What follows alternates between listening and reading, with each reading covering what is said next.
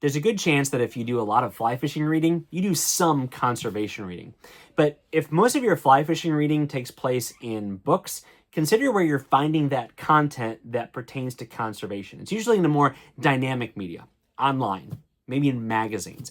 And that's because a lot of this stuff is changing really fast. And you need a lot of longitudinal information to really assess the value and the effectiveness of a lot of these conservation projects. But there are some books about conservation initiatives out there. We're talking about one that's almost 45 years old, but is really interesting today on Casting Across.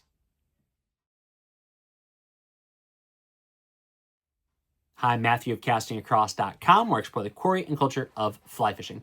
About 15 miles due west from where I sit and speak is the Merrimack River. This river is formed as two other rivers come together in central New Hampshire, and then it flows its way through a number of larger cities before emptying out into the Atlantic Ocean in the North Shore of Massachusetts.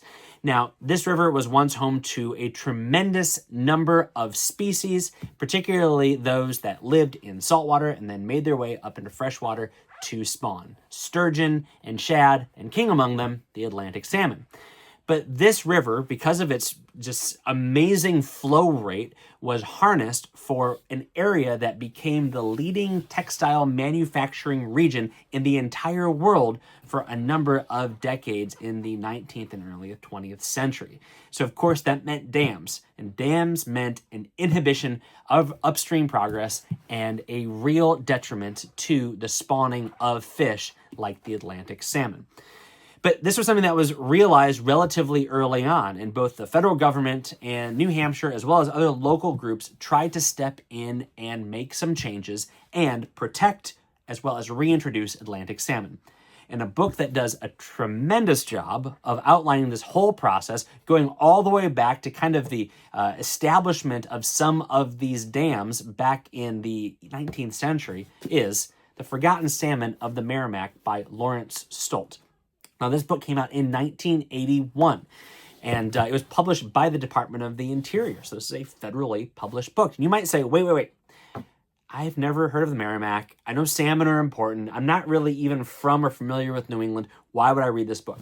Well, this was a topic that was really popular in the late 70s and early 80s. In fact, as you read this book, some of the sources that are cited are fly fishing and other angling-related articles that were coming out in major fly fishing publications in the 70s and 80s.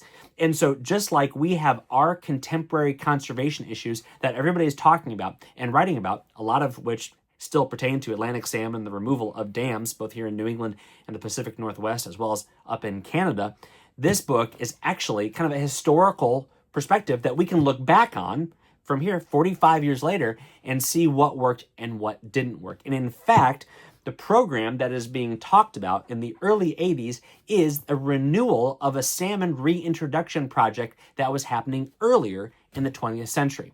I know it's a lot of information, but essentially what this book does, in about 150 pages with a lot of pictures, is talk about how there were failures, how there were successes, how there were certain aspects of an altered ecosystem that could not be fought against, and just about the kind of people that poured time, energy, effort, and resources into trying to reintroduce a culturally and recreationally significant species.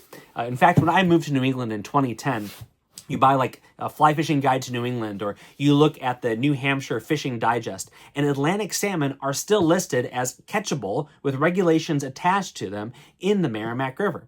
They're in there, but they are few and far between because it really is a situation where the ecosystem and the watershed is behind the eight ball. Now, we're seeing great strides in other places, again, Pacific Northwest, further up, especially into Maine, and there is still hope for the Merrimack River.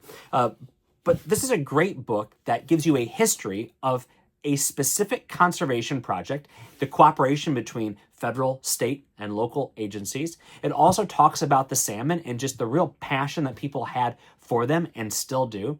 And it may give a little bit of insight as to why things are being done the way they are in other places where initiatives like this are a little bit more active and still have the potential to really turn things around a little bit more quickly. So again, even if you are not a New Englander, even if you've never fished the Merrimack or ever will, it still is a good place to go catch some smallmouth bass and panfish, and then further up in its reaches, there is a trout every once in a while. But again, you're not going to go there to catch salmon. There are sturgeon. You can get online and watch videos of people having sturgeon breach and jump in the Merrimack and its estuarine areas as it gets closer to the Atlantic Ocean in Massachusetts. And people catch shad there still. So it's still a living fishery, but it's been significantly deteriorated by human impact. But there's hope. So great book if you're interested in history of conservation. Great book if you are interested in Atlantic salmon. There are a lot of big, old, beautiful Atlantic salmon books. This is one that you can pick up online from a used bookseller for probably 15 or 20 bucks. It was recommended to me by a friend. I picked it up. I actually did the most of the reading of this when I was at one of the hospitals in Manchester, New Hampshire for the birth of one of my kids, and I could actually see one of the dams that was talked about from our hospital window. Fun little story. So is there a book like this for someplace that you fish or someplace that you're interested in? Let me know in the comments below. Then head over to castingacross.com where there's 3 posts a week on the people, places, and things that go into the pursuit of fish.